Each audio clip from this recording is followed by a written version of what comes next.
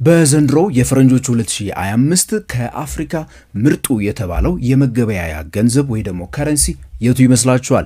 ቀሽምና ዋጋ ያጣ በከፍተኛ ሁኔታ ደግሞ የራሱን አቅም ያጣ ፐርፎርማንስ ከዩኤስ ዶላር አንፃር ሲገበያይ የወደቀ የትኛው ገንዘብ ይመስላችኋል?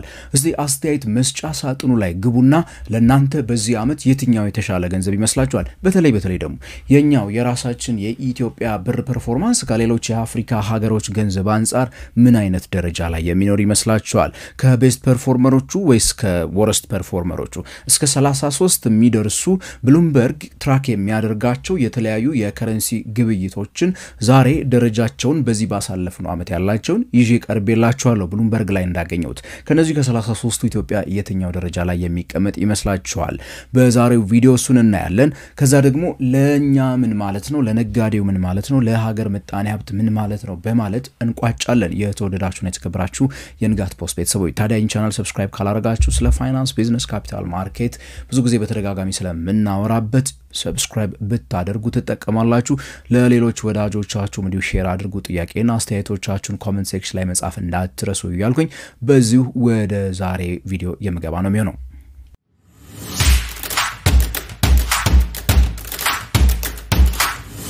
ክብራንና ክብራት የንጋት ፖስት ቤተሰቦች የዛሬውን ቪዲዮ እንግዲህ አብዛኛውን የከረንሲ ዴታ የወሰድነው ከብሉምበርግ ላይ ነው። ብሉምበርግን ያመሰገንን እንዴት አድርገን እንጀምራለን መሰላችሁ? ባለፉት 5 ቀናት የኢትዮጵያ ብር ኦር ደግሞ ሌሎች የአፍሪካ ሀገራት ከዶላር አንፃር ሲገበያዩ የነበሩበትን ሁኔታ በማየት እያሰፋን ሄደን ወደ አመቱ እንወስደዋለን። ባለፈው 1 ወር፣ በባለፈው 3 ወር አንድ የሩብ አመት ማለት ነው፣ በባለፈው 6 ወር እንዲሁም ደግሞ በባለፈው 8 ወር 2025 ከጃንዋሪ ጀምሮ ምን አይነት ባህሪ ነበራቸው፣ የትኛው ደረጃ ላይ ተቀምጧል? በእነዚህ በተለያዩ ጊዜዎች ሜቢ የተለየ ዴታ የሚኖር ከሆነ ራሱ የሚገልጠውና የሚያሳየው ነገር ስላለ እንደዛ መመልከቱ ሜቢ የተሻለ ሆኖ ስላገኘሁት ማለት ነው። ባለፉት 5 ቀናት ወይ ደግሞ የባለፈውን ሳምንት የአፍሪካ ሀገራት ገንዘቦች ከዶላር አንፃር ሲገበያዩ ያሳዩትን ፐርፎርማንስ ብሉምበርግ ላይ ሄደን በምንመለከትበት ጊዜ እንግዲህ ምርጥ የተባሉት ከረንሲዎችን ሶስቱን ደረጃቸውን ላውጣላችሁ።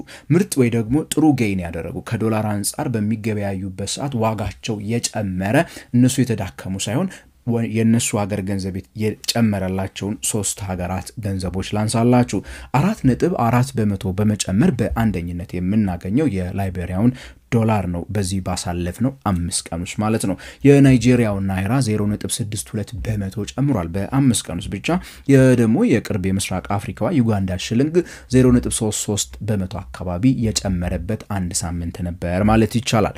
በእነዚህ ባሳለፍናቸው 5 ቀናቶች በአፍሪካ ቀሽም የነበሩ ገንዘቦች ወይ ደግሞ ደካማ የነበሩ ገንዘቦች ግን እነዚህ የሚከተሉት ናቸው። አንደኛው ጋናው ሴዲ ሲሆን በ0.98 ዋጋውን ያጣበት ነው በፐርሰንቴጅ ማለት ነው።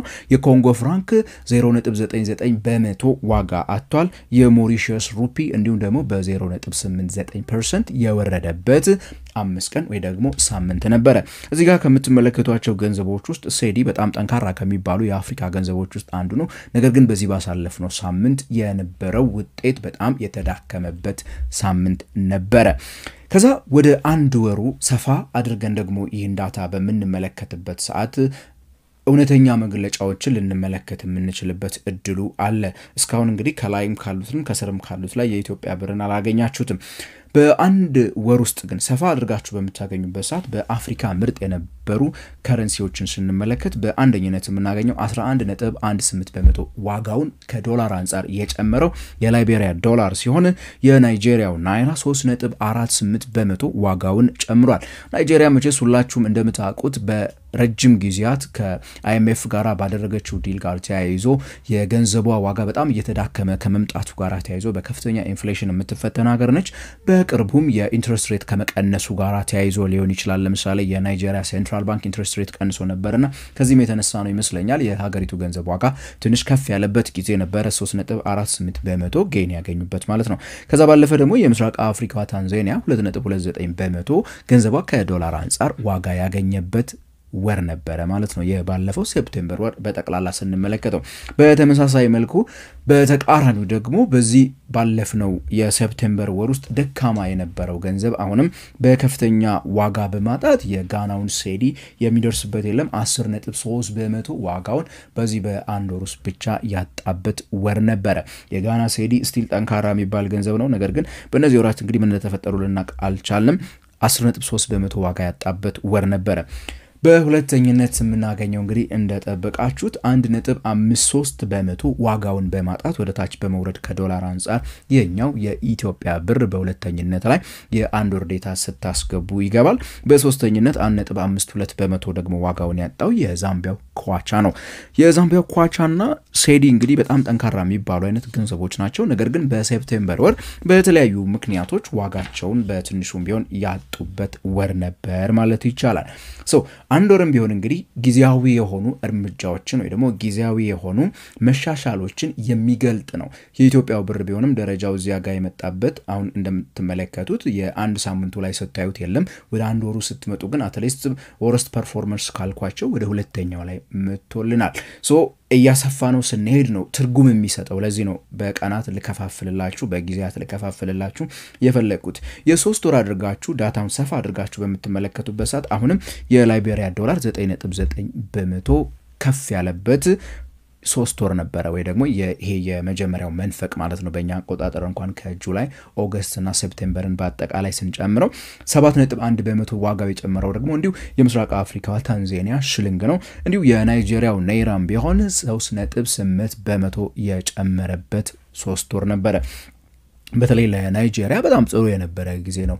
እንደኛ አሁን IMF ጋር እንዳለው አይነት በገበያ መር የሚመራ የፎሬን ኤክስቼንጅ ሬጂም ከመተግበር ጋር ተያይዞ በጣም ከፍተኛ ውጣውረድ ውስጥ ያለፈችው ናይጄሪያ ከ2018 19 ጀምሮ ባለፉት 7 አመታት በጣም ከፍተኛ ችግር ውስጥ እንዳለች ይታወቃልና ናይጄሪያ እየታየ ያለው ለምሳሌ የናይራ አቅም የማበጀቱ ጉዳይ በአንድ መልኩ ለዛች ሀገር ኢኮኖሚ አንድ አሪፍ እንድምታ ሊሆን ይችላል እኛስ ተስፋ አለን የለንም የሚለው ነገር እንደ ማሳያ ከሆነ በየ ነው worst performance ወደሚለው ወይ ደግሞ በእነዚህ ባለፈው ኳርተር ወይ ደግሞ 3 ወራቶች ውስጥ ነው 3 ወራቶች ውስጥ በጣም የወረደ ገንዘብ የትኛው ነው ካላችሁኝ በሚገርም ሁኔታ በአንደኝነት የምናገኘው አሁንም የጋናውን ሴዲ ነው 16% ዋጋውን ያአጥቷል በ3 ወሮች ማለት ነው የቦትስዋና ፑላ ደግሞ 6.7% ዋጋውን ያጣ ሲሆን ቦትስዋና ያው በአፍሪካ ሀገሮች በጣም ሀብታም የምትባለው ሀገር ነች ዳይመንድ ምናምን የምታመርተው ሀገር ነች እንዴ ደግሞ 6.1% ዋጋውን በማጣት በሶስተኝነት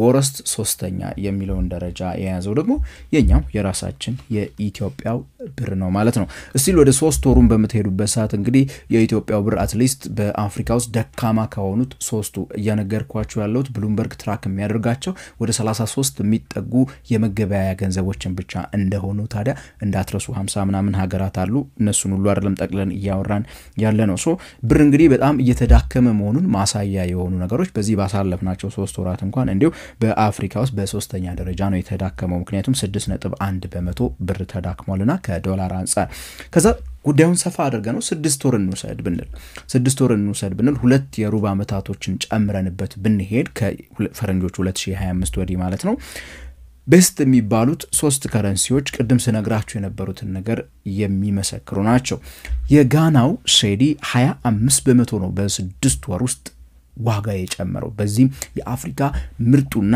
አንደኛው ከረንሲ ነው ባለፈው 6 ወር በሁለተኝነት በሚገርም ደረጃ የዛምቢያው ኳቻ እንዲሁ ደግሞ 21.8% ጌይን በማድረግ ከዶላር አንፃር ዋጋው የጨመረበት 6 ወር ነበረ የላይቤሪያው ዶላር እንዲሁ 9.9% ጨምሯል በእነዚህ ባሳለፍናቸው 6 ወራት ቅድም እንደነገርኳችሁ እንግዲህ በተለይ የጋና ሴዲና የዛምቢያው ኳቻ በዚህ ባሳለፍናት የሴፕቴምበር ወር ብቻ በነበረ መዋዠቅ ነው በሴፕቴምበር ወርና በ3 ወር ላይ አቅማቸውን ተዳክሞ ያገኛችሁት ነገር ግን እንደ አፍሪካ ባለፈው 6 ወር ውስጥ በጣም ምርጥ የሚባለው ከረንሲ በጣም የተጠቀሙ አገራት እንግዲህ ጋናና ዛምቢያ ናቸው ማለት ትችላላችሁ በእነዚህ 6 ወራት እንዳልኳችሁ እነዚህ ከታች የተጠቀሱት ቁጥሮች ሜቢ ትሬንድ ሊያሳዩን ይችላሉ ለወደፊት የሚኖረውን ተስፋና መሻሻል ሊያሳዩ ይችላሉ ነገር ግን ጉዳዩን ሰፋ አድርጋችሁ ወራቱን ሰፋ አድርጋችሁ ስትመለከቱት እውነተኛውን ባህሪ የሚነግራችሁ ዴታ በዚህ ጊዜ ነው። በዚህም በስድስቱ ወር ውስጥ በጣም ወረስት ፐርፎርመር የምትሉት በጣም ደካማ የነበረው 9.6% ዋጋውን ያጣው የኛው የራሳችን የኢትዮጵያው ብር አንደኛ የአፍሪካ ቀሽሙ ገንዘብ ሆኖ ተመዝግቧል። በዚህ ባሳለፍነው 6 ወር የቦትስዋና ፑላ ይከተለናል 4% ዋጋውን አጥቷል። የሩዋንዳ ፍራንክ እንዲሁ 2.2% ዋጋውን አጥቷል ማለት ነው። በስተመጨረሻ አመቱን ሙሉ የነበረውን ዴታ ከጃንዋሪ ጀምሮ እስከዚህኛው እስከ ሴፕቴምበር መጨረሻ ስትለኩ 8 ወር አካባቢ ያለን በእነዚህ 8 ወር ወይ ደግሞ በዘንድሮ 2025 ማን ነው የአፍሪካ ምርጡ ገንዘብ ካላችሁኝ በተደጋጋሚ ስላችሁ እንደነበረው የጋናው ሼዲ 18.5% ይር ቱ ዴት ከጃንዋሪ እስካሁን እስከ ሴፕቴምበር ድረስ የዛምቢያም ቢሆኑ ያሉ ሰዎች የዛምቢያ ኳቻ ይዘው ከሆነ 17.7% ጌይን አድርገዋል። እንዲሁም በደቡብ አፍሪካ ያለው የደቡብ አፍሪካው ራንድም 8.7% በዚህ ባሳለፍነው አንድ አመት ውስጥ ዋጋ የጨመረበትን ሁኔታ መመልከት እንችላለን። በዚሁ በአንዱ አመት ውስጥ እንግዲህ ከጃንዋሪ ጀምሮ ከተመለከትን ኢትዮጵያ ኦልሞስት እንግዲህ ጁላይ አካባቢ የዛሬ አመት ነው ምን ያደረገችው ገንዘቧን ፍሎት ያደረገችው ወደ ፍሎቲንግ ኤክስቼንጅ ሬት ሬጂም የገባ ነው። ከዛ ጊዜ ወዲህ 6 ወሩን ትተን እንዲያው ገበያው በቃ በጣም ወደ ገበያ መርነት ሄዷል በመንልበት ጊዜ ልትሉት የምትችሉት ከጃንዋሪ ወዲህ ደግሞ ብንቆጥረው የኢትዮጵያ ብር 12% በመውደቅ 12% ዋጋውን በማጣት በእነዚህ አንድ አመታት በ2025 ማለት ነው አንድ አመት ሳይሞላው ከ2025 ውስጥ የመጨረሻው የአፍሪካ ገንዘብ በመሆን የቦረስት አፍሪካን ከረንሲ አንደኛ ደረጃ ይዟል። 12% ዋጋውን አጥቷል። ወይ ደግሞ ቅድም በነገርኳችሁ 33ቶቹ ከረንሲዎች 33ኛ ደረጃ ላይ ታገኙታላችሁ። የሩዋንዳ ፍራንክ 4.5% በማጣት ሁለተኛ ላይ ምን ያህል እንደምንራራቅ ለመመልከት ትችላላችሁ። የብሩንዲ ፍራንክ እንደዚሁ ደግሞ 2% ዋጋውን በማጣት በሶስተኛነት እናገኘዋለን ማለት ነው። በ2025 እንግዲህ የኢትዮጵያ ብር በጣም እየተዳከመ መቀጠሉን ተመልክተናል። ፍሎት ከተደረገ አንድ አመት ያለፈው ቢሆንም ስቲል የፍሎቲንግ ሂደቱ በኋላም ቢሆን እንደምትመለከቱት ከረንሲው በጣም ዲቫሉዌት እያደረገ ሄዷል ወይ ደግሞ ዋጋው በጣም እየተዳከመ ሄዷል። ምን ማለት ነው? ዶላርን ለመግዛት የሚያስፈልጋችሁ ገንዘብ ከጊዜ ወደ ጊዜ እየጨመረ ሄዷል ማለት ነው። አንድ ጋናዊ 100 ሴዲ ይዞ $1 ሲገዛ የነበረ ዛሬ 82 ሴዲ ይዞ ሄዶ ዶላር መግዛት ይችላል ማለት ነው። በእኛ ሁኔታ ግን በመተመለከቱበት ሰዓት አንድ ሰው 100 ብር ይዞ ሄዶ ዶላር መግዛት ሲችል የነበረው ጃንዋሪ ላይ አሁን 112 ብር ይዞ ይሄዳል እንደማለት ነው። የዋጋችን ኔጌቲቭ ማጣት በጋና በኩል ደግሞ መጨመር ማለት ነው። ይሄ ማለት እንግዲህ የነዳጅ ዋጋ፣ የኤሌክትሮኒክስ ዋጋ፣ የልብስ ዋጋ፣ የተለያዩ ምርቶች ዋጋ ምንም አይነት የኮስት ጭማሪ ሳይኖራቸው ምንም አይነት የዋጋ ጭማሪ ሳይኖራቸው ነዳጅ ዓለም አቀፍ ገበያ ላይ ሳይጨምር ቢቀንስ እንኳን ዋጋኛ ጋራ ሊጨምር ነው እንደማለት ነው። ኖርማሊ ለነዚህ ነገሮች ተጨማሪ ገንዘብ እየከፈልን ነው ማለት ነው ኦሬዲ። ስለዚህ የመግዛት አቅማችን እየተዳከመ ነው ማለት ነው። ተጨማሪ ልንገዛቸው የምንፈልጋቸው ነገሮች መግዛት እንድንችል እየሆነ ነው ማለት ነው። በምን ምክንያት? የዶላሩ ዋጋ እየተወደደ መምጣትና የኛ ሀገር የመግዣ ገንዘብ በአፍሪካ በጣም ደካማው ከመሆኑ ጋር ተያይዞ ማለት ነው። ስለዚህ ለቤተሰቦች እንግዲህ የዋጋ ጭማሪው የዋጋ ግሽበቱ ከፍተኛ ችግር ይሆናል፣ የመግዛት አቅማቸውን ያዳክማል እንደማለት ነው። በተለይ ደግሞ ለቢዝነሶች ከቅርብ ጊዜ ወዲህ አብዛኛው ቢዝነሶች የሚናገሩት ነገር አለ። አብዛኛዎቹ ቢዝነሶች ስራ ይሰራሉ፣ ሽያጭ ይሸጣሉ፣ ነገር ግን ትርፍ የሚባለው ነገር እየተቀዛቀዘ መጥቷል የሚሏትን ነገርና አብዛኛው እንደውም ቢዝነስ እንኳን ለመዝጋት በመንሄድበት ሰዓት ገቢዎች አላዘጋ አሉን እያሉ የሚያማርሩበት አይነት ማለት ነው። ቢዝነሶች ከፍተኛ ኮስት ይጠበቅባቸዋል ካሁን በኋላ ኦሬዲም በዚህ ባሳለፍነው አመት ያ ነገር እየታየ ነው። ቢዝነሶች ያላቸው የትርፍ ዳግ በጣም ከመጥበቧ የተነሳ አብዛኛው ቢዝነሶች ከስራ ለመውጣት ፍላጎቱ አሏቸው። ያው ገቢዎች አትወጡም እያሉ ካላስገደዷቸው በስተቀር ማለት ነው። የዶላር እጥረት እንዲሁ ለነጋዴው በከፍተኛ ሁኔታ ይገጥሟል። ለኢንቨስተሮችም ቢሆን ኢንቨስተሮች በከፍተኛ ሁኔታ ምንድነው ይሄ የፍላጎት መሸርሸር ወይ ደግሞ የኮንፊደንስ መሸርሸር ይገጥማቸዋል። ምክንያቱም ቅድም እንዳልኳችሁ እንግዲህ እነሱ ሀገር ውስጥ የሚያመርቱት ነገርና ሀገር ውስጥ የሚሸጡት ነገር ለሀገር ውስጥ ምርት የሚሆን ነገር ለማምረት ወደ ሀገር ቤት ከመጡ ይዘውት የሚመጡት ገንዘብ ወይ ደግሞ እዚህ ኢንቨስት የሚያደርጉት ገንዘብ ዋጋ ያጣ የሚሄድ ከሆነ ለከረንሲ ሾክ ወይ ደግሞ ለከረንሲ ሪስክ የተጋለጡ ነው የሚሆኑት። እነዚህ ሰዎች እዚህ ሀገር መተው ብዙ ብር ካልያዙ በስተቀር ወይ ደግሞ ብዙ ብር ካልሰሩ በስተቀር ኢንቨስት ያደረጓትን ዶላር መመለስ የማይችሉበት ደረጃ ስለሚደርስ ማለት ነው።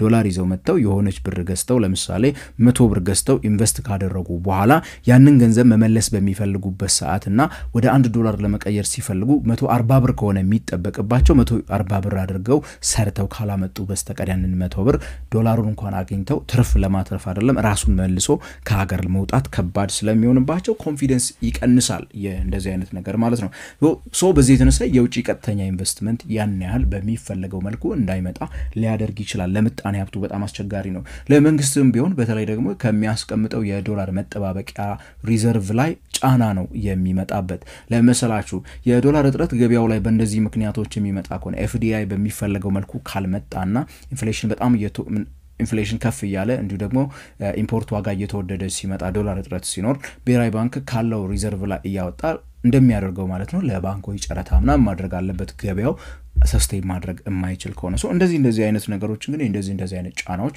በሀገር ላይ ሊኖሩ ይችላሉ ለነዚህም እነዛ ናቸው አንዳንድ ምክንያቶቹ ለማለት እንችላለን የተወደዳችሁና የተከበራችሁ ተመልካቾቼ ለእናንተ እስቲ ምን ይመስላችኋል የኢትዮጵያ ብር ወዴት እየሄደ ይመስላችኋል በሚቀጥሉት አንድ አመታትስ ወይ ደግሞ በ2025 መጨረሻ ድረስ እስከ ስንት በመቶ ዋጋ ያገኛል ወይስ ዋጋ ያጣል ምንስ በእያንዳንዳችን ህይወት በነጋዴዎች ህይወት በሀገር ምጣኔ ሀብት ላይ ያመጣል የሚለውን አስተያየት መስጫ ሳጥኑ ላይ ጻፉልኝ ታዲያ ቪዲዮን ከወደዳችሁት ላይክ እና ሼር ማድረግ ኮሜንት ሴክሽን ላይ መጻፍ እንዲሁም ደግሞ ሰብስክራይብ ማድረግ እንዳትረሱ እያልኩኝ በቀጣይ በሌላ የፋይናንስ ትንተና እስከምንገናኝ ድረስ ታዲያ ከንጋት ፖስት የምሰናበታችሁ ነኝ ገሜ ብራውን ነኝ